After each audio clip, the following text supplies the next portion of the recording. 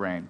So the metaphor I'd like to use is actually, I can take from a story of a great idea that's quite recent, a lot more recent than the 1650s. A wonderful guy named Timothy Prestero has an organization called Design That Matters. They decided to tackle this really pressing problem of the terrible problems we have with infant mortality rates in the developing world.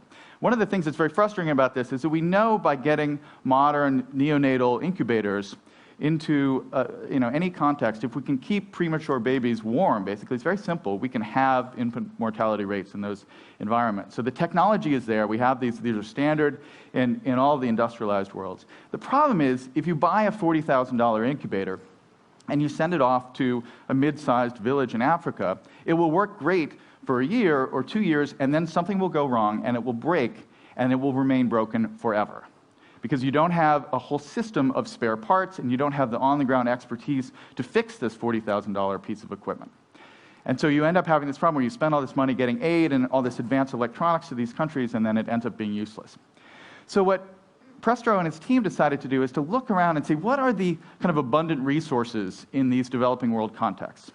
And what they noticed was they don't have a lot of DVRs, they don't have a lot of microwaves, but they seem to do a pretty good job of keeping their cars on the road, right? There's a Toyota 4Runner on the street in all these places. They seem to have the expertise to keep cars working.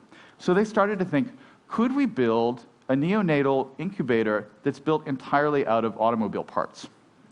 And this is what they ended up coming with. It's called the NeoNurture device. From the outside, it looks like a normal little thing you'd find in a modern Western hospital. In the inside, it's all car parts. It's got a fan, it's got headlights for warmth, it's got door chimes for alarm, it runs off a car battery.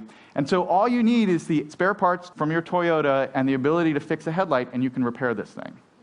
Now, that's a great idea, but what I'd like to say is that, in fact, this is a great metaphor for the way that ideas happen. We like to think our breakthrough ideas, are like that $40,000 brand new incubator, state-of-the-art technology. But more often than not, they're cobbled together from whatever parts that happen to be around nearby. We take ideas from other people, from people we've learned from people we run into in the coffee shop, and we stitch them together into new forms, and we create something new. That's really where innovation happens.